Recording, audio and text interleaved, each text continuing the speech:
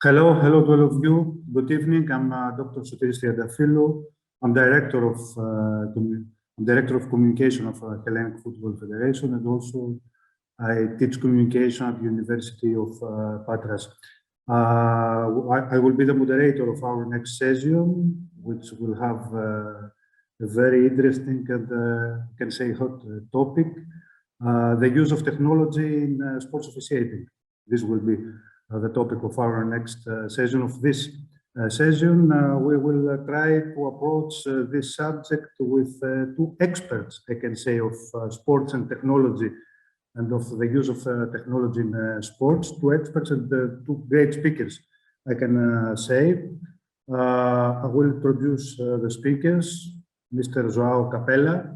Mr. Joao Capela is member of Central Referee Committee of Hellenic Football Federation, and not only member of the Central Referee Committee, but is the VAR manager of the Hellenic Football Federation. The responsible for the VAR of Greek football, I can say, Mr. Capela. And our second speaker is Mr. George Bebetsos. Mr. George Bebetsos is an expert also, is officiating a program coordinator of European Handball Federation. It's another sport, handball, with two speakers of two sports, football and handball. We'll try to approach this very interesting subject of the use of technology in sports. Don't forget to follow our hashtag Front Runners 2022 is our hashtag, and of course you can send your questions under the streaming of each speaker. We are going to start with Mr. Capela. Mr. Bebetsos will be with us in a few minutes from now. We can start from Mr. Capela. I think, Mr. Capela, good evening. Hello, good evening. Thank you very much for your presentation. First of all, I would like to give my compliments to all the persons that are involved in this event and congratulate them for this event. And also to thank you for the invitation to be participating in the Front Runners in Sports Management 4.0. For me, it's a great honor. And I wish that everything will be okay and that technology will not be a problem in the whole event, okay? Maybe you are going to accept some questions. Yes, many questions about VAR, about the use of technology, maybe the use of technology in Greek football. The honor, of course, I have to say that the honor is, for me, it's a great honor. I'm here with you, with all the speakers, with all the participants, with this great discussion and this great initiative, I can say. So, Mr. Capela, you have a presentation. Yes, please, I have a small presentation to be easier to understand my point of view. Okay, I will share my screen. You can start. The stage is yours, of course. Okay. So, first of all, I started in sports at 8 years old. I was a football player. And I have now 40 years of sport experience as a football player and also, of course, as a referee. I started my referee life in 1997. In 2011, I achieved the international category. So I was in the higher stage of my career as a referee. After 13 years on first division, I finished my career at 44, and then I start to work in the Greek football as VAR manager in the season 2020-21. About the introduction of technology in football refereeing is the issue and the subject that I want to raise to you. We have not only the VAR in football refereeing, we have another technologies that were introduced before VAR. So the first one, it was the beep flags. So before 1997, all the referees and the assistant referees, they used the the eye communication. So they need to look to each other, to always keep in touch, to always communicate about all the important decisions on the pitch. On 1997, we introduced the beeps flags in the referee live. So the referee used the beep on his arm, left or right, it doesn't matter.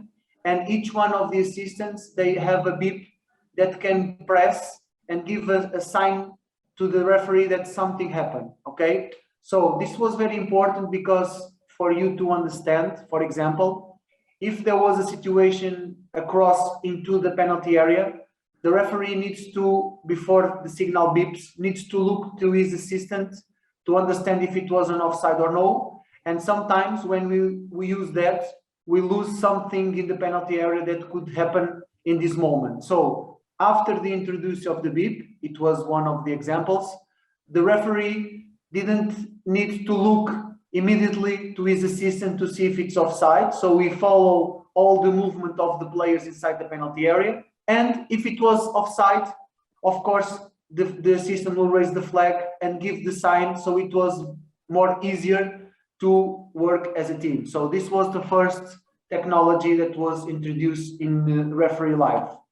In 2007, we introduced the communication system. So after a long time, we start to be able to speak and listen each other without need to look sometimes to each other. So this was a big change in referee working, how the teams work in the pitch, because we need to understand that we start to listen everything that the other guys were saying. And in the beginning, it was very difficult to adapt because I was, in my experience, it's easier to tell you a small story. In the first year that we started to use the communication system, I had a match, and in one possible penalty kick, I looked to the play. For me, it was debatable, and I listened, penalty. And I think to myself, it was my assistant, and I give the penalty kick, and I look to my assistant and I say to him, thank you, help me. And my assistant said, look, I didn't say nothing. For me, it's not the penalty. And I think, oh my God, what I did. And I understand that because I use my communication system, as you see on the picture, on my right here, what happened, it was that some player on my left side screamed penalty, and I understand, because I want help, that it was my assistant, but it was not.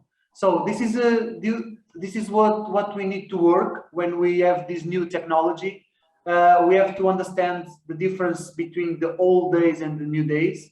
And this is an example of the difficulties that we have as soon we start to use this new system of communication. In 2012, the goal line technology was introduced in football. It was not in all the championships, but in 2012, it was possible to use this technology that permits to the referee on a factual decision that it's very difficult to understand if it's goal or not goal, because it's very quick. And even when we had the assistants, the referees additionals close to the goal line, I was part of the Pedro Proença teams for a long time as a referee assistant additional close to the goal line. And also in that position that all of the persons more or less think that it was very easy to see if the ball was inside or no. It was not so easy because, for example, if I had two players in front of me and I look to the posts to see the ball and it's not possible to see the ball, I cannot be able to say if it was a goal or no. So we had some problems also. And the introduction of the additional assistant referees in the line was not the result that we expect. It was not the solution. So the technology was introduced in 2012, and now we can be sure that when the ball is inside, totally inside the goal line, we have this signal to the watch that the referee, the assistant referees, and the fourth official use, and they receive a signal beep like the flags to to know when is goal, okay? In 2017, we start to use the VAR, the video assistant referee, and in 2022, we have now a new system in the virtual line of sites that the artificial intelligence help us, and we don't need to work as normally to use the lines and to say to the operator to put the lines on the knee or in the head, this defender, this attacker, this is the point of the ball. Now the artificial intelligence can tell us everything in very quick time. So just for you to understand, now the referee, it's more or less in the pitch a little bit like the RoboCop, because he had the communication system to speak with the colleagues, he had the beep on the right or the left arm, and he have also the watch to give some information how if the ball is inside or no. And also now in professional football, in some championships and for sure in the big competitions, all the referees use also a GPS system in their back. So now we have a lot of technology in football refereeing. About the video technology in sport, football was very resistant to change. This chart, just to show you, in 1985, the American football already used VAR, video technology in sport. It was a long time ago, but football, it was not so easy to start it. So we started only, like I told you, in 2017 as an experience. And then in 2018, the experience was approved and shared to all the competitions that needed to use it. Just to tell you that the video technology in sport is not so new, only for football, because we have a lot of sports that also already use video technology in sport for a long time ago. For example, the rugby used it from 1996.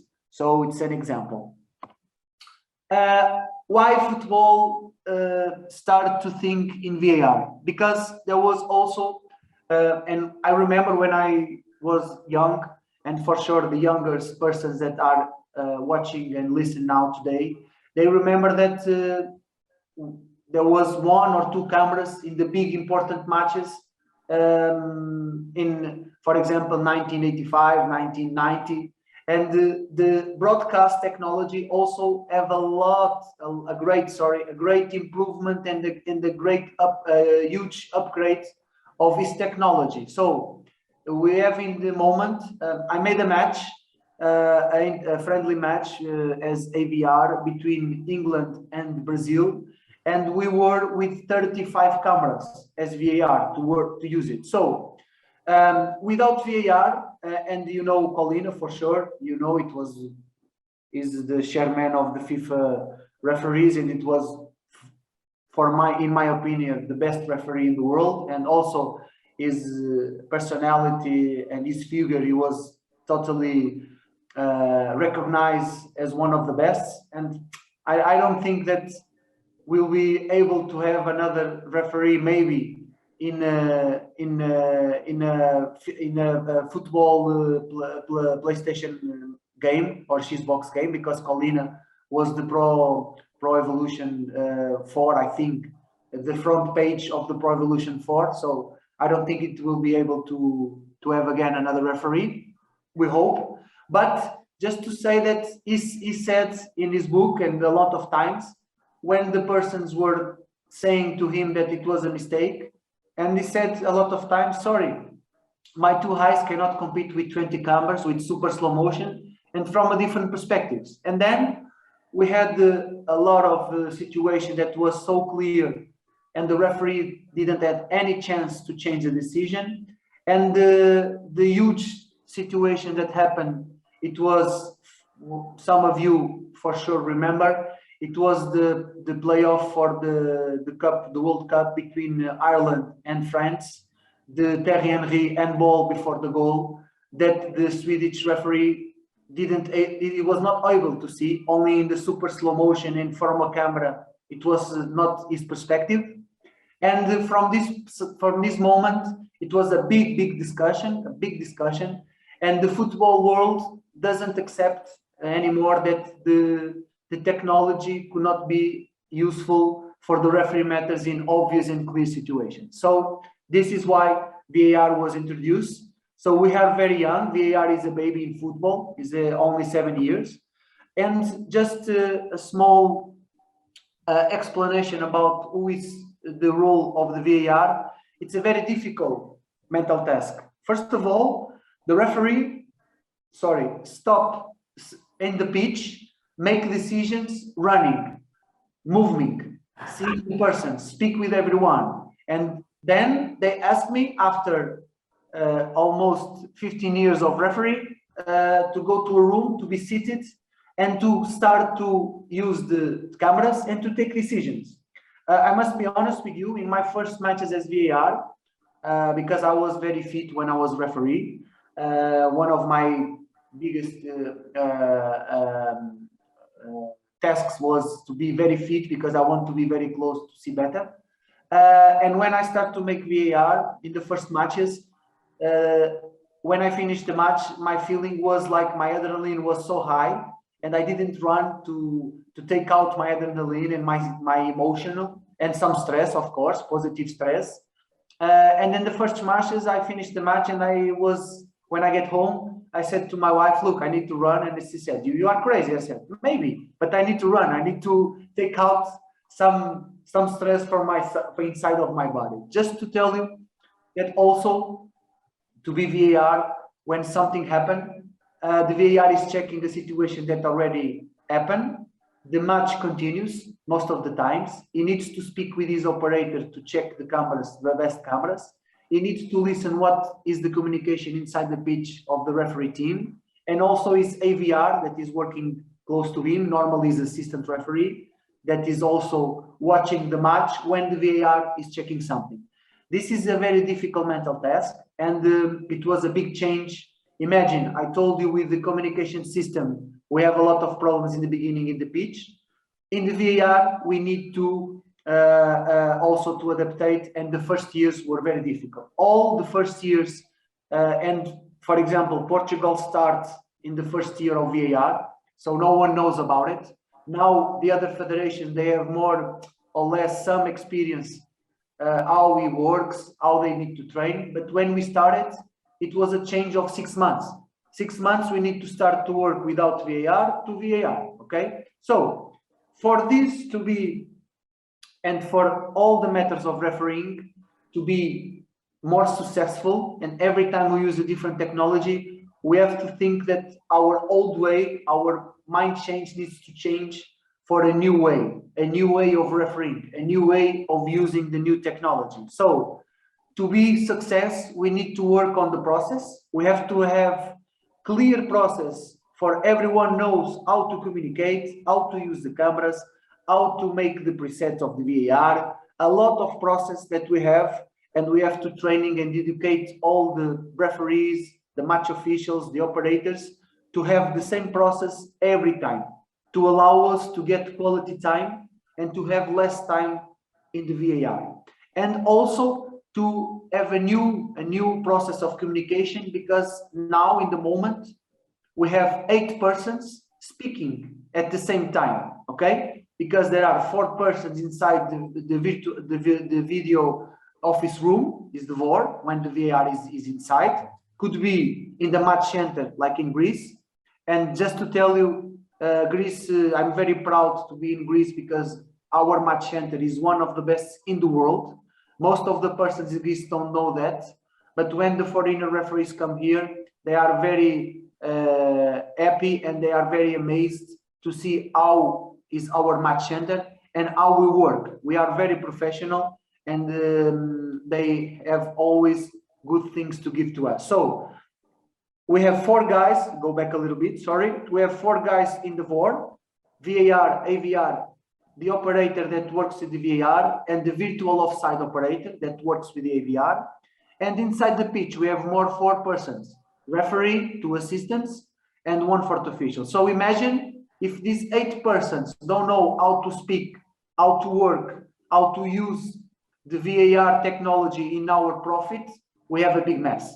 So some of the times when something is not so good in the VAR, when we take too much time or when we make a wrong decision with the use of VAR, most of the times is because of the process was wrong and the communication was not correct, not about the decision itself. Okay, so just for you to understand how the engine works, we have inside of the field communication, and then we have the field communication inside to the video office room, and then from the video office room to inside the pitch, and then inside the video office room. So if this is not how can I say, balanced and in a good way, if all the persons don't know what is their responsibilities, what is their rules, we could have a problem. So the engine could not give you the best power that he has. Okay,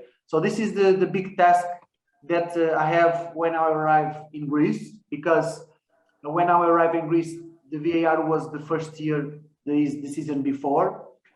For a lot of reasons, the VAR manager was not able to be inside the VAR match center.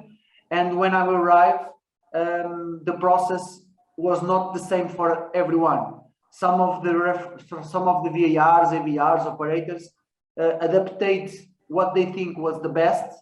And sometimes there were different ways to do the same things. This creates a little bit problem to us and create more time and create more opportunities to make mistakes. So my first task was to define all the process, all the communication, all the rules, all the responsibilities.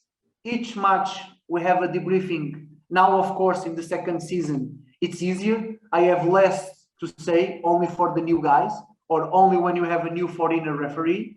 But now in this moment, the VAR, AVR, and the both operators were, from the first time I arrived, they had debriefing before the match and debriefing after the match inside the void. So this is why, and of course, during the week to educate. Now we are better. We take less times on the check on the on-field reviews. For example, in the first season, our average time for the on-field review is when the referee goes to the screen to see the pictures and change or not change the decision. The average time was 2 minutes and 31 seconds, and in this season we have 1:59. We are talking about 31 seconds. This is very good in 1 year, very good. Okay. So in final conclusions, every time we have a new technology, not only in refereeing but also in sports, we have to understand that we have to adaptate for a new beginning. We have to be prepared for a new beginning, and we have to have a new language to make the new technology be profit to the main goal that it was introduced on sports. Okay, this is my considerations. This is my idea. It's not probably some of you could have some ideas, different ideas we can discuss, but my experience tell me that, for example, the specialist that I am in referee, that every time we have a new technology, if we don't have a good process, if we don't have a good communication process also, we have more difficult to understand how we can use the technology in the better way. So in the future, I also want to erase that we have now the situation that I told you before about the offside, the virtual line offsides, that intelligent artificial now can decide it without the decision of the referee, of the assistant, or the VAR. We are not talking about when the offside is about interpretation, if the player was in front of the goalkeeper or no, if the attacker was had some influence or no on the goalkeeper. We are talking about factual. So now we have a technology that factual don't need the human. So we have to be careful, because we cannot take the risk to take all the human from a sport that is played by humans. So what is we have to have some balance, because this could create an idea on the old stakeholders, the broadcast, the clubs, the federations, the confederations, the supporters, the clubs, that maybe we don't need referee. No, referee is much more than give a penalty kick or a red card. Referee is to try to control 22 players in the side of a pitch with different mentalities, with different roles, in a different situation, with more pressure, less pressure, and try to make the most of the correct decisions. Because I don't know if you know, for sure some of you could know, or some could read about it. The referee takes more or less 400 decisions each match. He runs an average 12 kilometers, and he had a percentage of correct decisions 98%. But the football only looks to the 2% of mistakes. Okay, so this is also a culture thing. How we see referee, how we see the referee, because it's not possible a machine without any emotional thoughts, because now they don't have it. I don't know if the future they will have it. It's a big discussion also, not for here, but a referee, a machine referee on the pitch without emotional, for sure will not be able to control the players, and for sure all the matches will not stop, will not end 11 with 11. Okay, so about the technology also, just to finalize my presentation, we have to understand that the technology is natural. Okay, but all the stakeholders that are inside the sports that use the technology sometimes clarify or have different interpretations and try to use technology in their own profit, only in their own profit, and not only in the profit of the whole sport. For example, in football, the technology sometimes is used to justify things that is like not the good result of my team, and I try to see technology is in the positive way or in negative way. No, the technology is natural. The humans use the technology, and the human needs to be ethic. In professional competitions, amateur competitions, we need to be professional in ethics, and and our main task is to be ethic and use the technology in an ethic way. Okay, so I finish my presentation. I hope it was helpful to you. I had only 15 minutes, so I tried to make it a resume. I will stop to share my screen, and I give the floor to our big friend. Okay, thank you. And colleague in Football Federation, thank you very much, Mr. Capela. Thank you very much.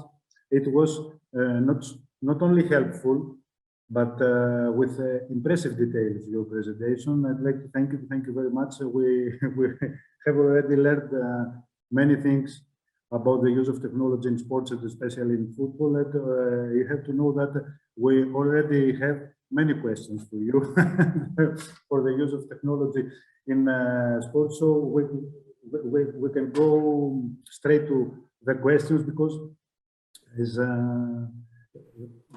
there are a lot of questions. So first question, Mr. Capela, what is the biggest positive and the biggest negative outcome of having a VAR for the referees?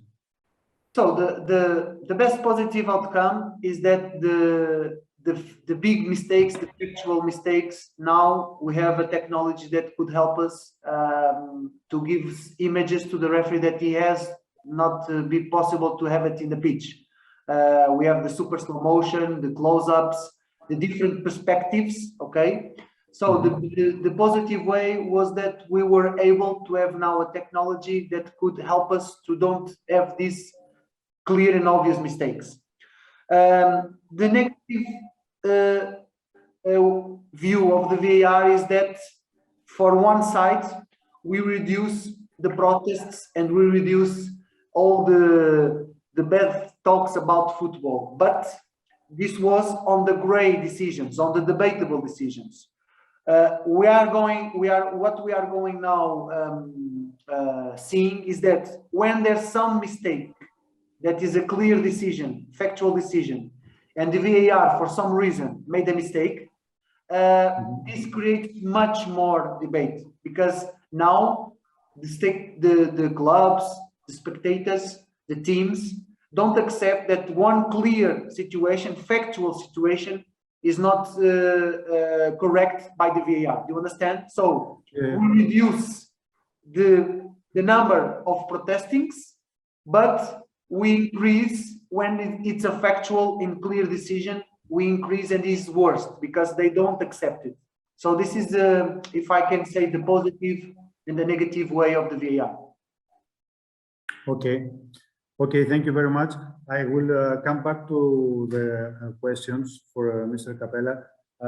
We'll interrupt it for some minutes because we have with us Mr. Bebetsos. So I will give the stage to Mr. Bebetsos for his presentation and be back with the questions for Mr. Capela or questions for Mr. Bebetsos. So, Mr. Bebetsos. Good evening, everyone from Vienna. Good evening. From Vienna. Okay. From Vienna. Good evening. Please accept my apologies because I was flying from Berlin and there was a delay on the flight, so I just jumped in. My sincere apologies, Mr. Capela. I was not able to attend your presentation, but I'm looking impressive. Which was impressive, but Mr. Capela and Mr. Bebetsos and our friends, you can see the use of technology, the problems of the use of technology, the delay of the flight. Okay. And allow me to say that what we are doing today is making history. It is the first time that you have two officiating experts from two different sports discussing pretty much on the same issue. So I'm glad to be part of this history. The way that I am going to approach... I'm happy that I'm part of this historic moment. Thank you. Thank you. The United Nations, okay. Which is very, very we can go on with your presentation. And the way that I am approaching the use of technology is not handball specific. It is not sport specific.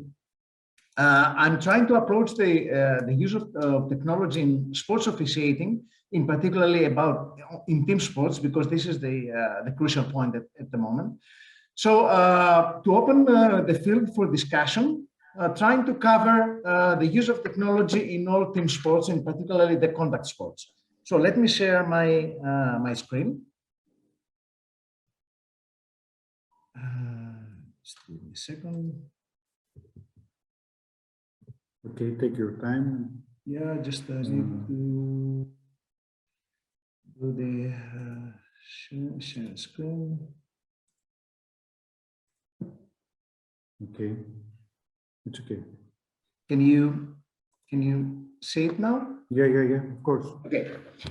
The title of my presentation is Putting Innovation on the Field of Play. I'm using the term field of play in purpose, just to generalize the term to cover all sports, whether they are sand sports, grass sports, floor, pitch, whatever each sport is using. These are the topics that I'm going to touch today. Basic introduction, how technology shapes officiating, the advantages and disadvantages of using technology in sports officiating, how can us referees approach technology, harness technology in sports, and try to come up with some conclusions and some put also some questions as food for thought. Why we introduce technology in sports officiating? The reason is simple. Because the average spectator at home at this moment has 10 times more opportunities to see a situation clearer than the referee on the court itself. And this is not acceptable either by the media or the fans. Plus, the technology is giving us some extra weapons in our hands as a referees. It is not. When a referee, and I'm putting myself because I was a referee until some years ago, we are judging referees. It is not possible to judge a referee without giving him the same instruments that we have as judges when when we criticize when we evaluate their game. So that was one main reason, the improvements in technology and the social pressure from the media and the fans that forced us to put technology into sports officiating. But what we are discussing about, it is not something new, because we have been using technology in sports officiating in one or another way for many years now. Let me give you some examples. First of all, the communication. The basic communication device that we are using in most of the team sports now, it's one intervention of technology in sports officiating. The playback, whatever you call it VAR, video replay, instant replay, which is a decision-making tool in the hands of the referees, is the second biggest innovation that we are using.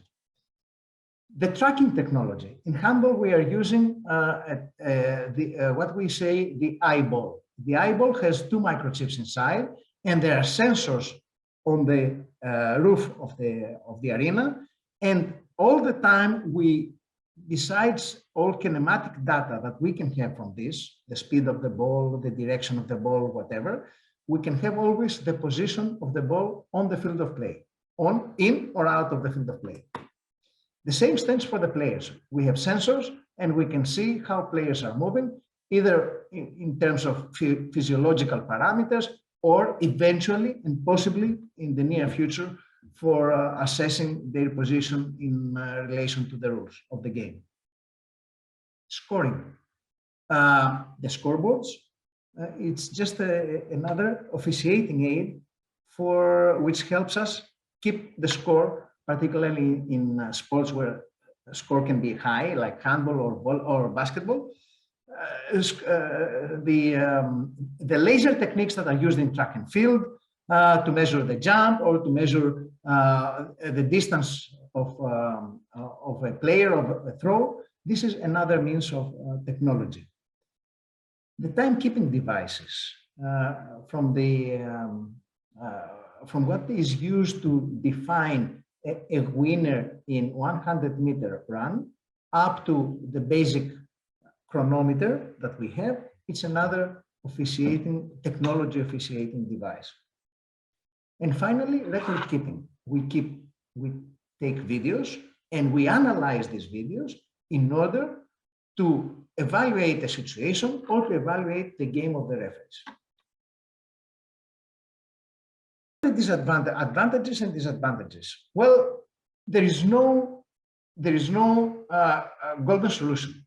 In any solution, there are advantages and disadvantages. In our situation, we have to weigh both and see which one is heavier than the other.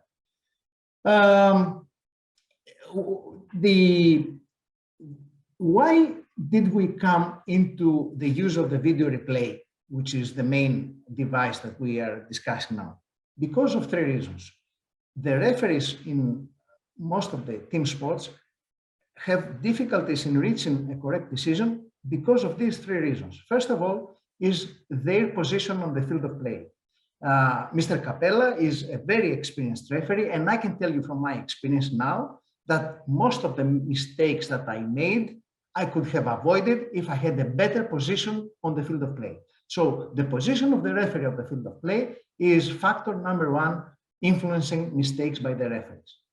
The second has to do with the high ball speed.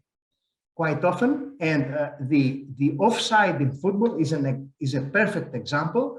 Quite often, the human eye cannot catch the speed of the ball, let alone the wide angle that the assistant's eyes have to cover when the ball is crossing behind the middle of the field of play, and also judge the movement of the last defender and the last attacker. This is humanly impossible to achieve. And finally, in sports like handball, basketball, and football, it's the body contact. The body contact is, in one situation, there could be 3 or 4 body contacts. In handball, maybe more. And then the referee has to decide instinctively what is a legitimate body contact and what is an illegitimate body contact. So there are two basic categories of pros and cons. The pros for using the technology is simply because we want to enhance the overall quality of officiating in sports. This has the consequence of integrity and also the qualitative content. So the use of technology safeguards integrity at a certain level, and on the other hand, it increases or guarantees a qualitative content. The cons of the situation, I think, mainly have to do with what we call missing the atmosphere of the game. And this is in particularly true in football, where the referee is allowed to come back after two situations and review something on the VAR, and we have witnessed it. And this is making a little bit missing this atmosphere when you have to wait and see if the VAR confirms the goal, and then you can celebrate for that. These are the main pros and cons. Now I try to accumulate advantages and disadvantages. Let's start with the advantages. First of all, there is less pressure on the individuals, talking about the referees. Second, the information is shared much faster and can be stored through a period of time. The decisions and the scoring becomes more reliable and more accurate. There is an increased confidence and trust on the referees. We just concluded 1 month ago our men's Euro, and it was I was viewing it. It's my first year that I took the responsibility of becoming referee coordinator in the European Handball Federation, and it was very interesting to see that everybody, teams and fans, were ready to accept a decision of the referees simply because the referees went to review the situation on the video replay. It leads to clearly a better coverage of the sporting events and more revenue. And finally, it adds a touch of glamour to the sport that is using or that is applying officiating technology. Finally, the spectators can get a little more engaged with the sport, and particularly with what we call in our rules gray zones. Every sport has some gray zones in its rules. It can tell you about handball. Mr. Capela could tell you about football. We have some gray zones, and the application of officiating technology helps us somehow elevate these gray zones of our sports. Excuse me. The disadvantages. First of all, it slows down the game. Okay, yes, we know it. This is true. It is expensive and cannot be available for all levels of competition. This is another truth. The people tend to trust less the decisions of the persons and more the decisions based on the technology. Somehow it undermines the sense of honesty and fair play on behalf of the referees. Exactly as I described before, it reduces this emotional reaction when you see a goal and you want to celebrate, but you have to wait until it's confirmed by the VAR or the video replay. It increases the cost for the sport, and this cost rolls over to the participants, meaning the spectators, the fans. And finally, the sponsors are more interested in the application of technology on the sport and less about the athletes. And then, because it is expensive, because it is complicated, because it's demanding, it cannot be applied in the grassroots sport. So some people say that the grassroots sports are negatively affected because technology cannot be applied over them. I would use something that I read and I heard Mr. Colina say. He said that VAR is like a parachute. It's good to have it when you need it. And I would fully agree on this. And I would also agree that when a referee knows that he's observed through various systems, he's more cautious, or he adopts a different behavior and style, knowing that he's observed at all times. Now, how can referees approach technology? First of all, the referees must continue to decide first. The first to decide will always be the referee. We try to teach our referees to be at the right place in the right moment. It is not always achievable, but at least this is our intention. The more ready you are, the less you need technology. It's this what we say, thanks, but I'm better than you. And the referee must be always sure about his or her decision. The main principles behind the use of technology in any sport are here: minimum interference and maximum benefit. There is no internal regulation or rule on how many times a referee can approach or can ask for the use of the video or technological means. But after a while, if a referee goes 5, 6 times over the video, then people start wondering, and then why do we pay you? Why do we need you if you go every other situation to review it over the video? The aim for us is to stop the headlines, not to re-referee a match. The decisions that are a wrong decision can be corrected by the use of the video replay. And finally, the referees will always be the last ones to take a decision.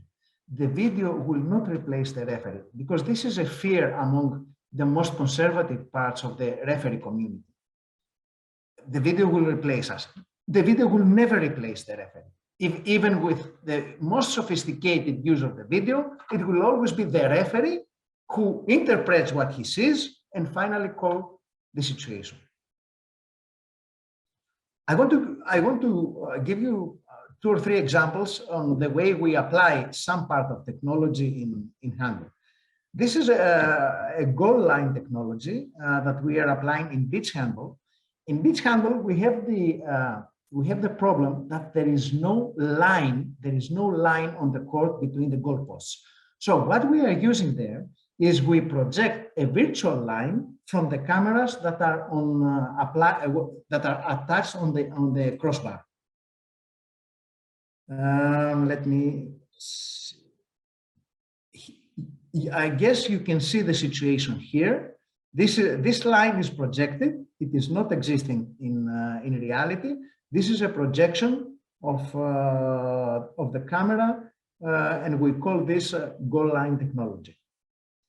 I want to show you another situation which we apply the goal light technology. The goal light technology are LED lights attached to the goalpost, to the back of the goalpost. Why? Because in an arena, quite often the referee cannot hear the buzzer signing the end of the period. And in handball, the rule says that whenever the end of the period buzzer sounds, it's like a wall stopping the ball. But when a ball is moving with 120, 130 kilometers per hour, it is very difficult for the human eye to synchronize with the moment the ball is crossing the goal line and the sound signal.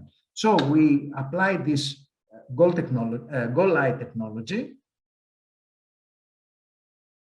You can see the lights, and now you can see the view from the goal light camera. So the referees can compare the moment where the light flashes and the moment that the ball crosses the line.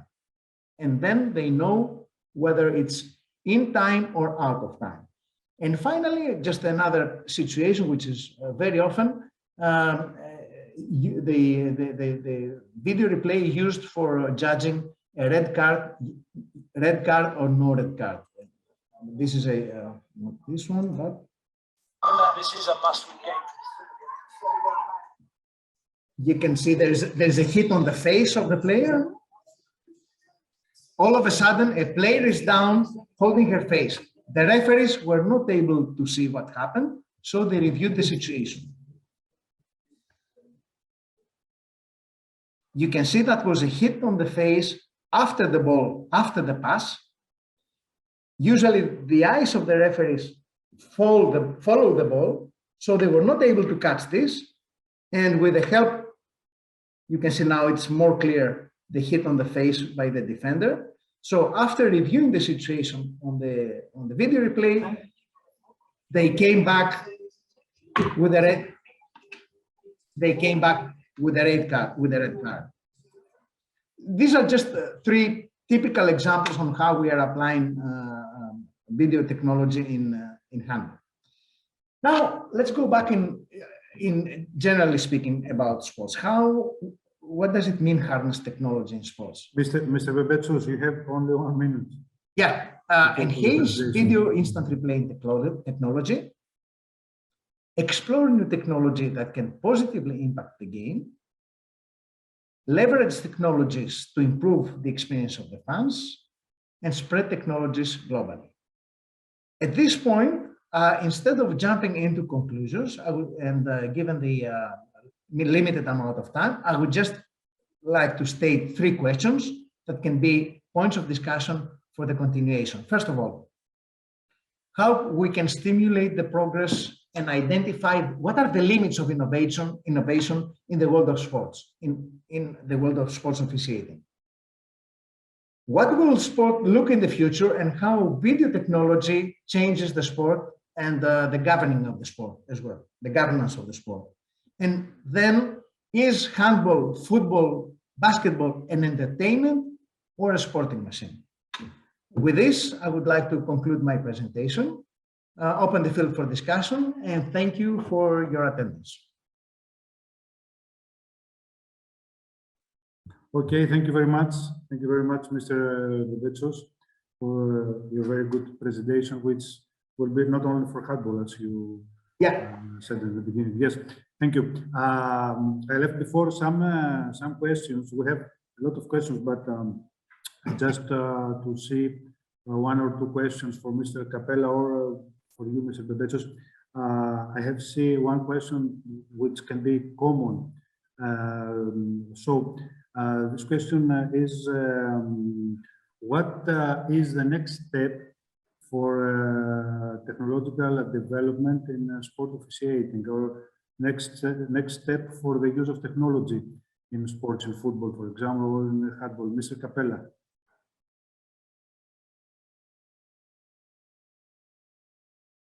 Your microphone. Yes, sorry. Yes. Okay. Thank you. You are now my VAR. Thank you very much. I am your VAR.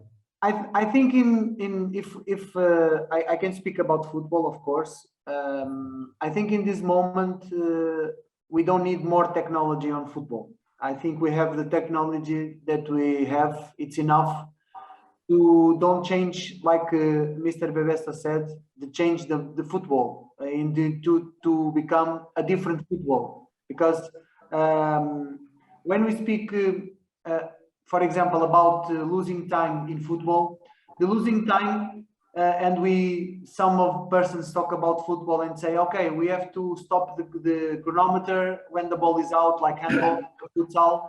This will not reduce the time of football. It will increase more, because the players know that the chronometer will be stopped when they go out, the ball is out. So this is about culture, because the persons that can, of course, the referee can be a part of the solution, but the part of solution is the teams, the coaches, and the players. About losing time in football, for example, it's about how they use the strategies to lose time. But about technology, like I said before in my presentation, in this moment in football, I think we have the technology that is enough to continue to sell the football in the proper way. And of course, thinking on refereeing matters, we have now the possibility, like we discussed, to don't allow it to don't change a clear and obvious situation, because in the professional football we have 30 cameras, 15 cameras, so we have all the technology to be able to don't take these decisions wrongly that create a lot of impact, negative impact on football. So in general, to finalize, I think that we don't need more technology now in football. From my side, I would say, if I could, I would like to influence things in the use of technology in handball to do just what I said before, to elevate the gray zones of the sport. The gray zones are zones where the rules allow any Bebetsos, any Triantafyllou, any Capela to interpret the situation, and this is less and less acceptable by the fans and the players. You can train someone as much as you wish, but still the last interpretation would be in his hands. So in handball, we are suffering from the gray zones, and I would say that the application should aim towards this, elevating the gray zones for the sport. Just one thing that I think is important, because what Bebetsos said. Do you think that the interpretation of the gray zones from all the other stakeholders, not the referee, is not more about culture and about education? Because what technology is just only a question, because I also think on what you're saying, what technology can help us to be able to define if a gray zone is from the left side or the right side of the decision. This is not so easy, because in the end it's always about, like you said, and I totally agree with you, in the end is the referee decision on the pitch that prevails. I would agree to a certain extent with you, but in sport there is no half goal. It's either goal or no goal. So when we have someone stepping on the line, and this can be proved by the use of the video replay, the people, they don't accept it. They say, you have it, use it. For sure, I agree with you. We are talking about factual things. Yes, yes. But in our sport, we teach the referees and we say, if you see that the defender is a little bit inside the goal area, if it's not intentional, maybe it's a step behind, he cannot see the line behind him, let it go. With the use of technology, this can be eliminated. Of course, of course. Or we have the wrong substitution. If we tell the delegate at the table, officials, if you see that a player just made a mistake by 1 second or 1 step or 1 meter inside without interfering with the play, let it play. But it happens in some situations that the TV camera catches the action of this mistake. And you see the reaction of the table, normal, nothing happened, because there was no interference with the game. And then we start having this discussion. Yes, but the rule says something like different. And it creates more discussion. I totally agree with you, because in football we have the same in, for example, the penalty kick, that we say to the VAR, we only interfere when it's the player have some interference. But what I think that now what the referee world needs to start to think is that the laws of the game needs to be adapted to matches with technology and matches without technology. We have. Do you understand what I'm saying? Yes. Because we have to adapt this. But this will be very difficult in football for sure. But this is my view. Okay. We have no more time. We can discuss until midnight and sorry. Maybe. I think it was very useful debate. Better than the presentations, I think, at the same level with the presentations. I'd like to thank you. Thank you a lot, both of you, Mr. Capela and Mr. Bebetsos. Mr. Bebetsos, Mr. Capela. I hope that we make our attendance wiser the final conclusion, I think, is that with the proper human mediation and maybe better, the proper human mediation with the proper use of technology can be ideal, okay, for the sports and for the sport, for the football, for all the sports. I'd like to thank you very much. Nice having you with us, and I'd like to have another debate or another discussion in the future with you. Thank you very much again. The next target should be to invite more sport experts like us from volleyball. Yes. In volleyball, they have the coaches Okay. challenge, which is another big issue. Now it opens also in handball, basketball. So we have a more global sports view of the experts. I agree. Okay. Thank you. Thank you. Good night. Good Thank night you. all. Bye bye. you. Thank you. Thank you. Bye bye. Thank you much.